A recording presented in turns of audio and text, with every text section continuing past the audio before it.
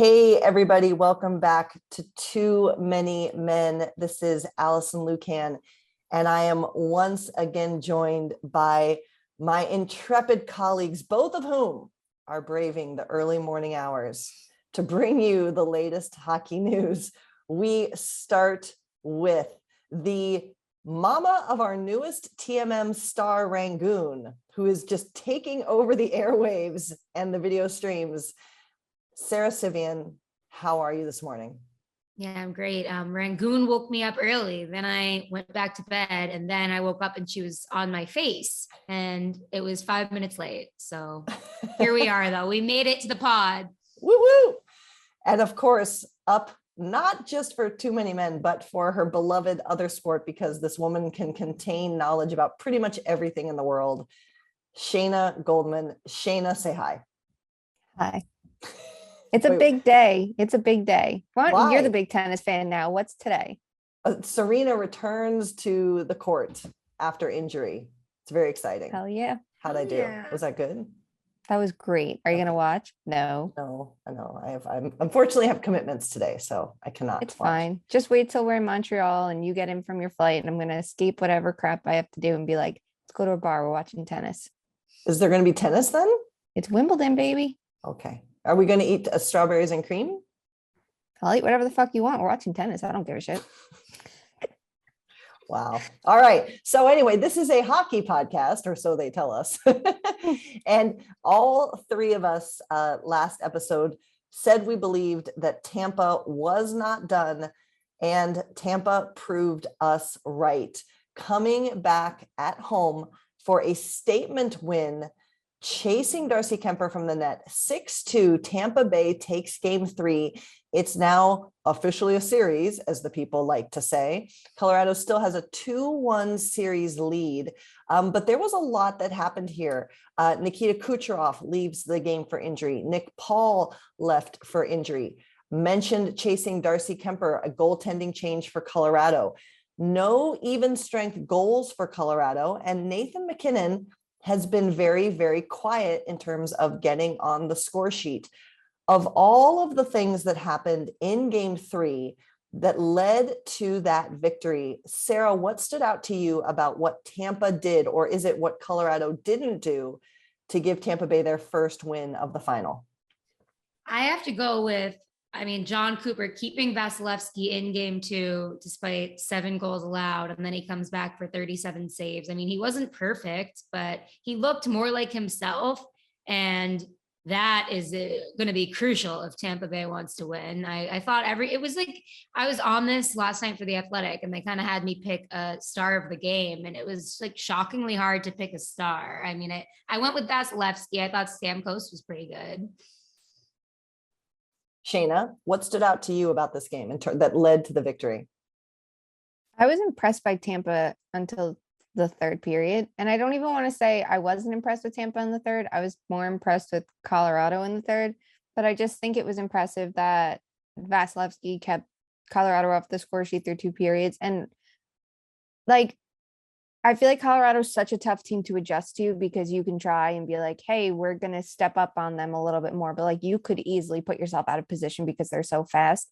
But I thought Tampa played a really good game in the first 2 periods, and they actually generated offense for the first time in the series at 5-on-5.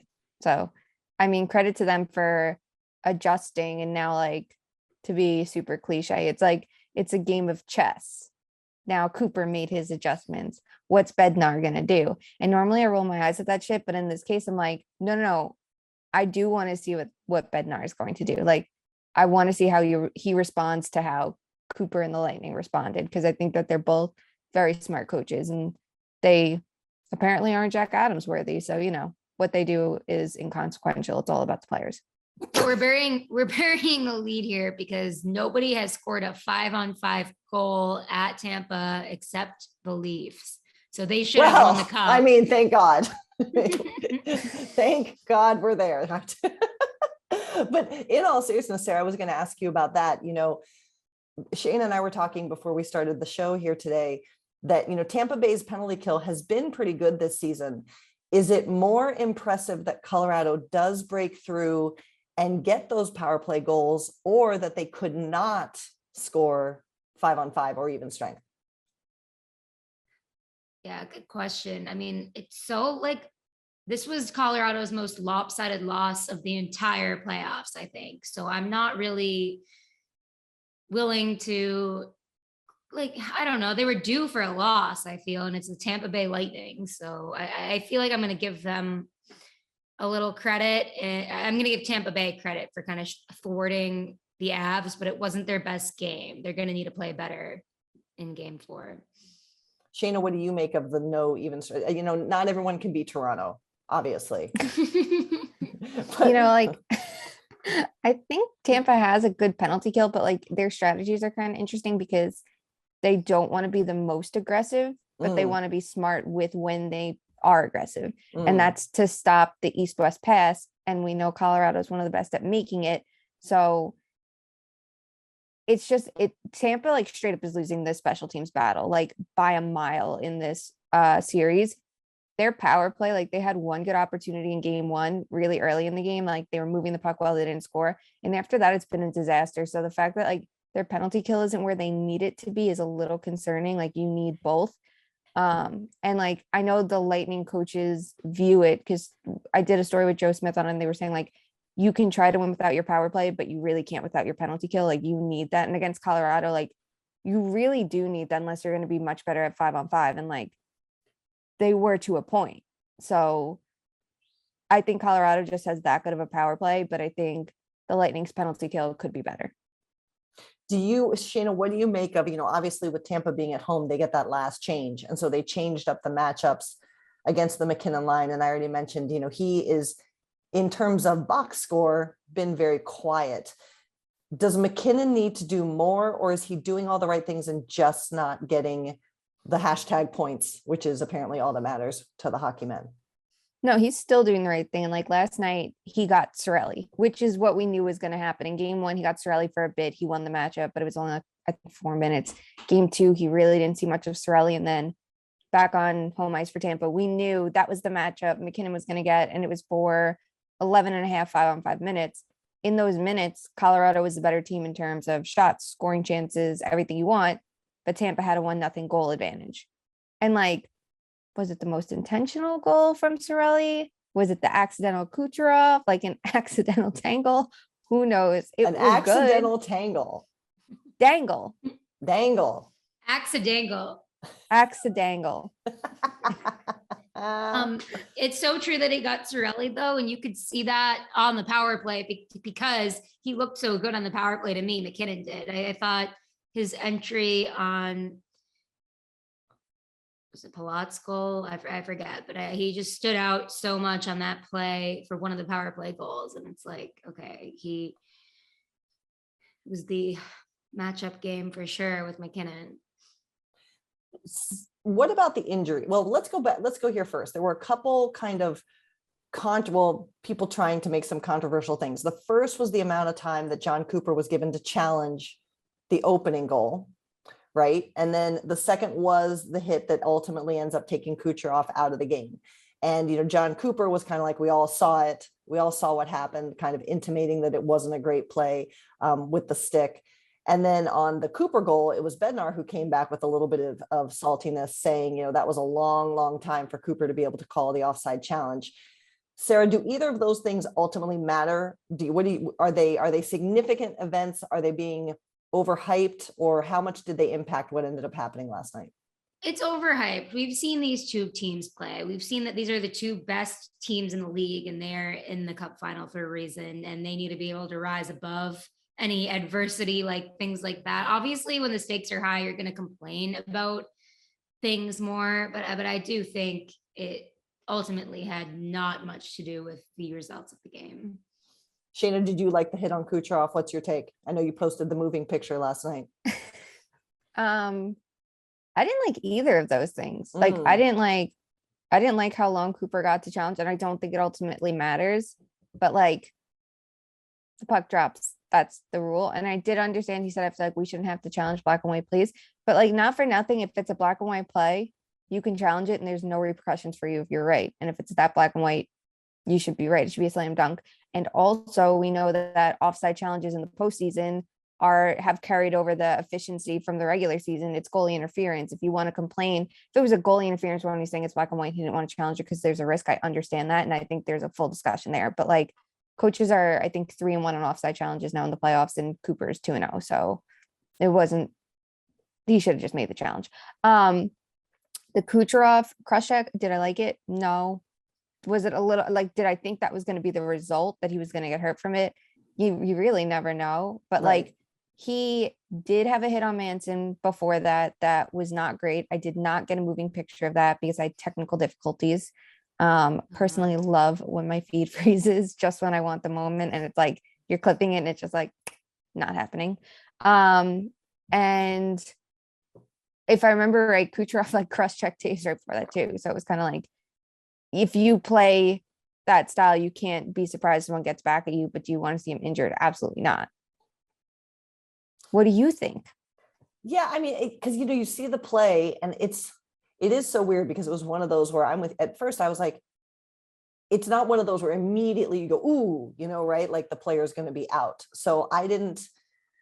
Now the question becomes, can he play next game? Right? Then it becomes a bigger deal. The hit, I mean, I was kind of surprised it was Devontae's, honestly, but here we are. What if Kucherov can't play next game? The injuries are mounting up. And again, we've talked about both teams. Do they have depth? Do they not have depth? But keep me honest here, guys. Let's see. As of right now, Colorado is without Andrei Burakovsky and Nazem Kadri. Tampa Bay could be without Nick Paul. And Sam Girard. Thank you. And Sam Girard. Thank you. And then Tampa Bay is last game without Braden Point. They could be without Nick Paul and Nikita Kucherov. Sarah, when the injuries start to mount like this, those are not inconsequential players. What do you think, which team is going to struggle more if the injuries that we currently had this past game roll over into game 4? Tampa. I mean, Kucherov's a beast, and he has been so great these playoffs that I'm kind of like reconsidering where I put him in my rankings of current great players. I think he's moved up a few pegs for me. Maybe I just need to be paying more attention, but he needs to be in those conversations. So, I mean, they're already down in the series, and losing one of their best, if not their best players, is going to be really hard. Shayna, who struggles more if these injuries sustain through game 4? Tampa. Like, if you're without 2 game breakers in Point and Kucherov, that's massive. Even if Point is not at game breaker status when he's healthy in the lineup, like Kucherov didn't have the best early rounds, but he really picked it up, I think, in the Eastern Conference Final and now, and he's making difference-making plays. And even if he doesn't have his best game, we talk about elite players all the time, 2 seconds in a game and game's turned on his head because they did something ridiculous. So I think that'd be pretty crushing. And Nick Paul is such a good utility player and has been so reliable for Tampa throughout, that losing one or both of them, I think, is pretty backbreaking against a team as good as Colorado. That's where my head goes. What do you think? I'm like, I had another thought and then it escaped, and I was like, we're just done with it. We're not finding it. It's early. Good morning. It's early. No, I mean, I actually worry more about Colorado because it is the offensive 5. I mean, Nazem Kadri, I think, is such a big part of this team. I'm really curious if he can come back, because it's interesting how quiet they were. And this is where I wanted to go with you guys offensively. And Shane already mentioned this. It wasn't until the 3rd period when Colorado's offense really got going. And if we go to our great friends at Natural Stat Trick, in the 3rd period at even strength, the Lightning had just 8% of all shot attempts and 8% of all shot quality. I mean, it was a dominating final 20 minutes from Colorado, and they still couldn't battle back completely. Now, they had a big hill to climb, of course, but is this because Colorado's game wasn't on, or did Vasilevsky return to form, like you already mentioned, Sarah, after kind of being shelled in game 2? Who do you give more credit to or lack of credit to for that third period with Colorado not being able to truly battle back? I give credit to Tampa Bay for that, for getting like, it's just so crucial to get up early. They had their first lead of the whole series after the first period. So I do think, well, we talk about like what is consequential. I think Cooper's call to overturn that goal in the first was consequential, but I mean, I don't think the length of how long it took mattered that much, but I think it was very, very important for them to be up after the first period, because either of these teams just have that ability to turn it on whenever. So it was kind of a lot of garbage time in this game, like if you actually think about it. So there was just not enough there to come back in the third. Shayna, how did you view the final 20 minutes of play? Yeah, like I think it's more than just like, oh, score effects. Like, but I do think Tampa, when they have a lead, especially like that, they just try to shut it down. Like that's their game. Even if their lead is not as big as that, we saw it, like they don't make any risky passes. Everything, like the third period, if they get to the third period, they have a lead, or last 10 minutes of a game, you see Tampa try to change it. And I just think against Colorado, that's not the strategy I'd take. I don't care if it worked against every single opponent to this point. I don't think you can against Colorado. And yeah, like shot attempts at 5-on-5 are what, 22-2, scoring chances are like 21-1. Like that's a really good push from Colorado to get some life back in them. And I think it leads into the next game well, but it was a little too late, like the great JoJo once said. And The great JoJo.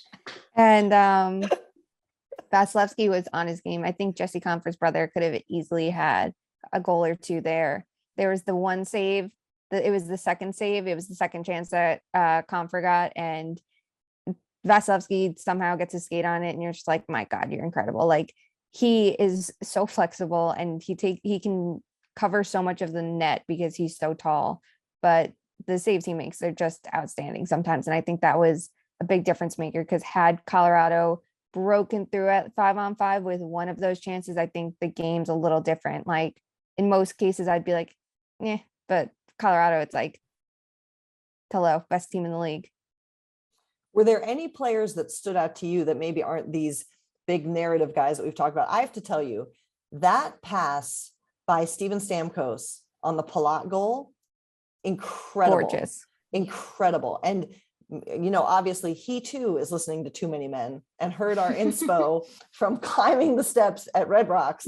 But you know, he really is, not in a super flashy way, but he really is showing to me just such quality play throughout this entire playoffs. Are there any other players that stood out to you guys?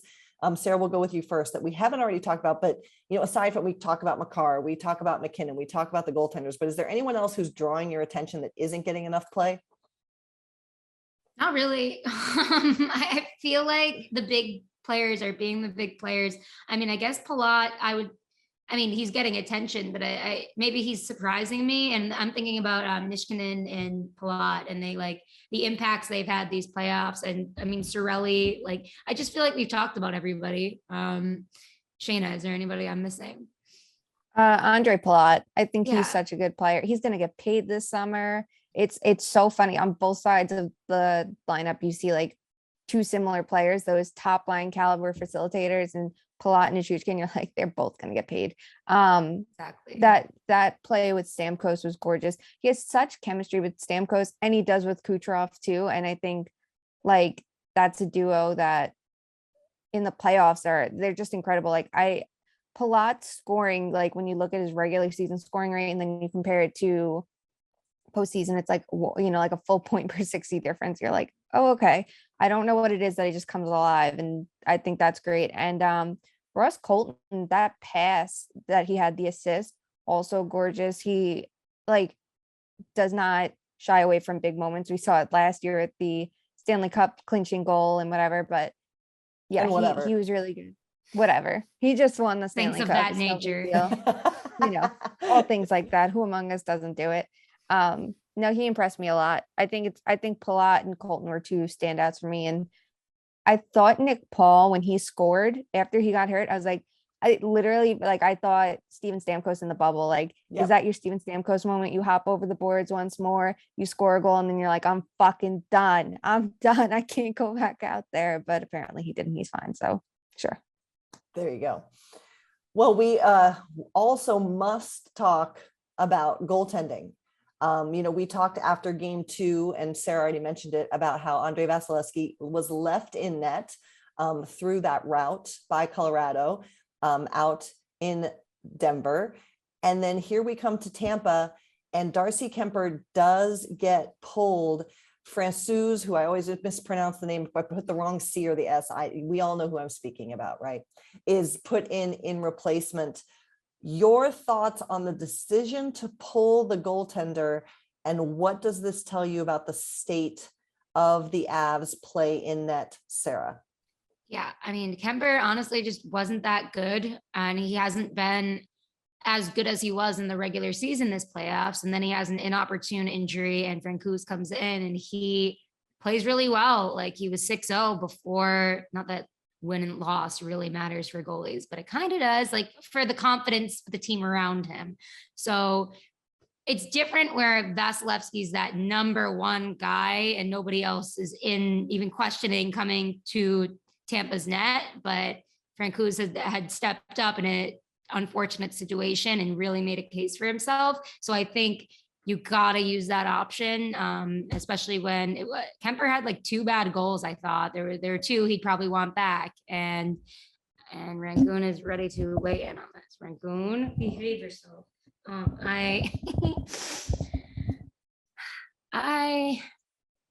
I'm curious to see what's going to happen with game 4. I don't know who's going to be the starter. I don't know. Shayna, what do you think? I don't know who should be the starter. Like, I feel bad for Darcy Kemper because he gets so much controversy. Who should be the starter? So much controversy. Hannah Goldman is unsure. I'm unsure. Because, like, the thing is, Darcy Kemper keeps getting a lot of shit that it's like, oh, well, this is what happens when you have Darcy Kemper in net. And I feel like that's so rude to his regular season. And I wonder if this, like, it's rude. Is this is it something about the playoffs? Is it the eye injury? Who knows? Yeah. He's had 4 quality starts this whole postseason, and just meaning he gave his team a chance to win. They're not that great though. I mean, it's like just saving like little increments above expected. It's not like he saved a goal. He's stealing what he hasn't had a single game like that, like he did in the regular season. So I think that makes everything a lot tougher. I think it was the right decision to get Francouz in net though, because he's played a bit this postseason, but like it gives you more options for the next game. You don't have to worry about throwing in a cold goalie. Like, at least he had a little bit of playing time. And a friend of the pod, Peter Ball, last night we were texting about the goalie situation, and he was like, Francouz does play 2 more games and he wins both. Like, if he can win 2 games, each goalie's won 8 games this postseason, and that's pretty cool. And I'm like, you know what, I do like that. Like, that's something I didn't think about, because you never see that like true tandem effort. And like, it wasn't intentional. It's injury based and partially performance based. It's a little of each, but yeah, it was not Kemper's night. And he didn't look great in the first 2 games either. He came away with the shutout in game 2, and that's great and wonderful, but like, we know he wasn't tested. So I think it just shows how important it is for Tampa to create offense to see what they can get past him, because he's not having nearly as strong of a postseason as he should. And that's why there's an actual question on what to do next game. Like, neither goalie's that spectacular. Like Sarah said, this is not Vasilevsky versus the other guy, whoever it may be at the time. Sorry, Brian Elliott. It's just, it's just a general thing of his career. But like, I don't know what the right decision is, but I think the fact that Francouz got playing time, I'm like, okay, that's something, right there. You have that option that maybe you would have been a little more hesitant to go towards. He's pretty good after that immediate Corey Perry goal. Yeah, which was fluky, honestly. I mean, yeah. But I'm with you, Sarah. I did not like a couple of those goals on Kemper. The one where he didn't seal the post, was that the 3rd or the 4th? When he didn't seal the post, and I think it was the 4th. Was it the 4th? Like, and it's, who would you start, Sarah? Do you go with Francouz, or do you go back to Kemper? If you're the head coach, if you're Jared Bednar. This is why this is the only reason why I'm not an NHL head coach, because I do not, this stresses me out. I think, like, gun to my head, I want to go with Frank Goose, because I'm just like, he has given them a chance to win throughout these playoffs, and you're still in a position where you're up in the series. So if they lose, okay, just go back to Kemper. You have to be like, I'm like, oh, I feel bad for Kemper, but you have to be professional at this point in the Stanley Cup Final. So Shayna, just get over it. who's your pick? Just get over it. I think I go back to Kemper, but I mean on the world's shortest leash. This is not like Mike Smith, let him go in, and if he allows 3 goals, then we'll like, no, like if he has a shaky first period, I don't even care if he doesn't allow a goal. If he does not look sharp, you make the change. Like, you talk to Francis on the side and you're like, be ready, be prepared, have it in your mind that you're coming into this game. Like, I don't know how you prepare a goalie mentally, but like, I would be like, be on your toes, because it's kind of like testing. I think it's better to start Kemper, and if he struggles, you try to swing momentum by changing, the goalie, because it does have an impact on the team in front of him. Like, okay, we need to wake the fuck up, and maybe that helped Colorado last night. So I think that's the only reason I start Kemper. Like, give him one more chance. We do know he can be the better goalie in the regular season, even though he hasn't earned it as much this postseason. See what happens, and if he allows a goal, look shaky, anything, make a quick swap. But if you Shayna, I want you to be my goalie coach and just come up to me and go, wake the fuck up. I'll be like, okay. I'd be fired in a minute. You know how like every coach, like, hockey culture is bad. I feel like I wouldn't want to contribute to it, and I would say something wrong because I'm an asshole and be so insensitive. Like, wake the fuck up, get ready. And someone could easily be like, you get in net. Like, I don't think I am not allowed to talk about goalies until someone forces me to get in net, face a couple shots, completely fuck up, and then they can just be like, no. Shayna, though, I get what you're saying, but if, let's say he lets in one bad one, right? And yeah, I hear you, but then this series is done for him. Like, if you pull him that quick, like, he's done. You can't go back to him at all. Yeah, this is true. This is why I'm not a goalie coach. It's like not a great decision either. It feels like a huge decision to make, and none of the options, like, there's such a risk involved with both options. Do you know why would give us more options? I want to see teams change goalies more than once in a game. I want to see yes. Like, I think the Edmonton series was actually a good example of this. Like, there was a game where they pulled, when they allowed 3 goals, if I remember correctly, against Colorado, they didn't pull Mike Smith. They had a timeout. And then they waited for him to allow that 4th or 5th goal, who the fuck knows, for Koskinen to come out. I wouldn't have used my timeout. I would have pulled Mike Smith right there and been like, cool off, you're going back in the second, unless Koskinen literally stood on his head, which we know he didn't. I would have been like, this is your timeout. Like, not like even like in a scolding way, like, take a timeout, take a breather, reset for a second, and then go back in. And someone smarter than me might be like, well, you're, putting goalies at a risk for injury. But like, I would be so curious if they pulled Kemper last night, went with Francouz, and then at the end we're like, okay, you're going back into Kemper to like, I don't think last night was like the most appropriate circumstance for that, but like, if I would be curious if that could happen in another game where you go Francouz, he struggles, go Kemper, go back to Francouz. I think that's messier. We have to start with Kemper and need the 3. Shayna's your head coach. Do you have more line changes or goaltender changes? This is what we want to know. Who cares? Everybody's heads on a swivel on this team. Keep everyone on their toes. Nobody's safe. I need more goalie rotations. I need goalies going to the penalty boxes and they take penalties. Oh, I'm here for that. 100%. Absolutely. Oh my God. You should get the option. Like, you can choose your goalie goes in the box for 2 minutes. If not, it's your skater, but you're going to get an extra minute tacked on or something like that. Like, now you're actually down even more players. Like, I need chaos. Or the best one, if you score the shorthanded goal, you effectively killed off 100%. The penalty kill. I know. Like, that's the one that I need the most, but we need more chaos with goalies. The most chaotic position. Like, let's go. Shayna's goalies are going to be writing smiley faces on their gloves, like Mitch Marner and Toronto. I believe in myself. You do a good job. My affirmation. I'll serve Skittles on the bench or something. You know how like we always hear about like the snacks, yes, like backup goalies have, and like hot dogs and Skittles and things. Like, I'm just gonna have little Skittle containers on the bench, but they need like some sort of like equipment that it's easy to scoop it up while you have your glove. Oh my God. Like, maybe we have like a little shovel in it. Maybe it presses a button and it disperses. Like, I don't know. The makers of skills. Okay, so Yeah. this is what happens when we wake Shane up too early. I need sleep. I'm done. All right. Well, this was certainly an interesting game 3. We are going to be with you live for a game 4 watch, and details of that are to come. But let's go now quick. Sarah, who wins game 4? What's your pick right now?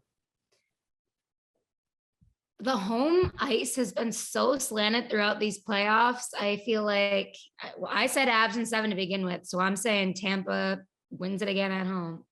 Shayna, who's your pick? Colorado.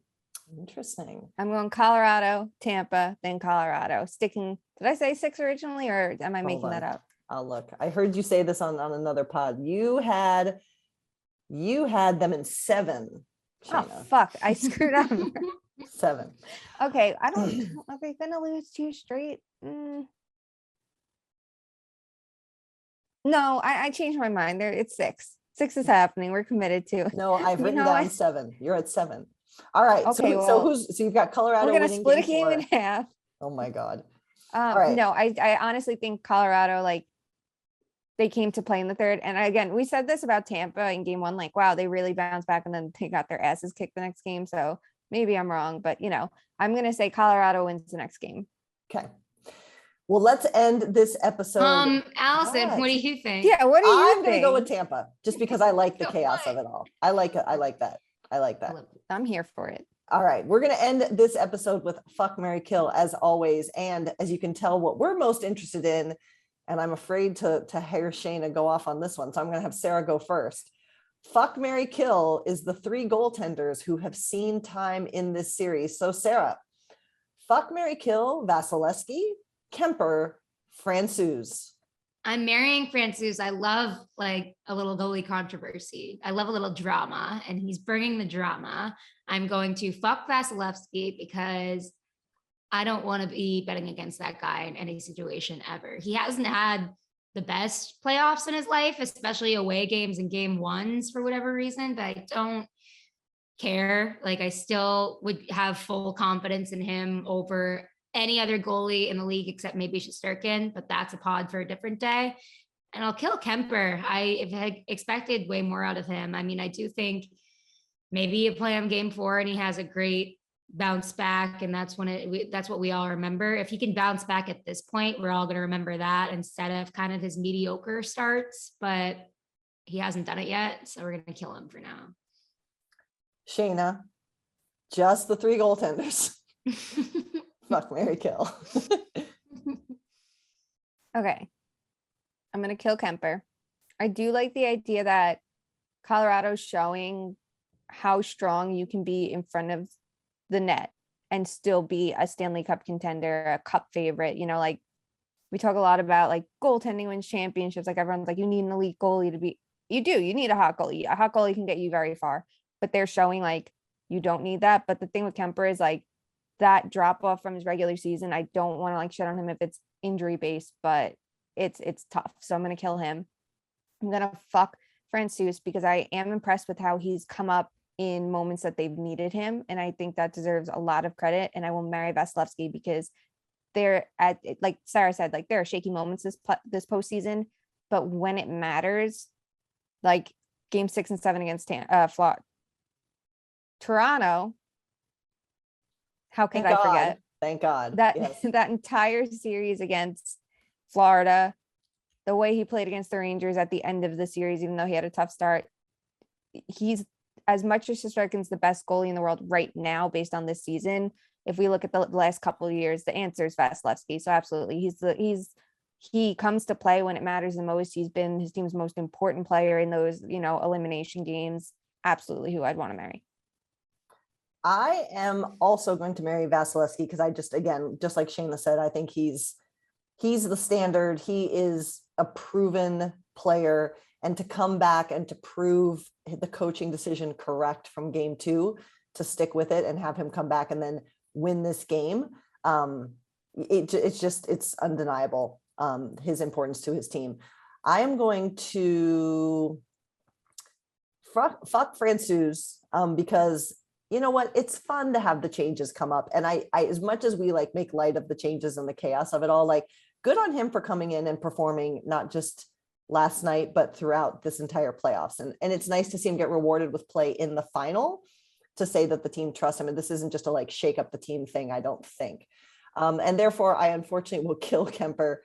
I hate to do it, but he's the only other option left. And I hope he can return to form, because I've liked him as part of the recipe for this team being a contender all season. So I'd like to see him come back and be stronger. But unfortunately, those are the three options I have. So there we are.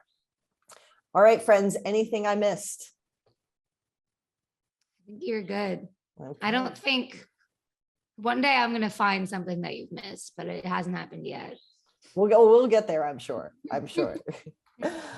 All right, my friends. Well, as I mentioned, we hope that we see you all tomorrow night for a live game watch with Too Many Men. Details to follow. So be sure to get those details that you are following us on Twitter at @2_much_man. You can also find a link in our Twitter bio to our merch, which is also linked on our website, which is toomanymenpod.com. If you like our show, and only if you like our show, please give us a good review on iTunes or whatever podcasting platform you use.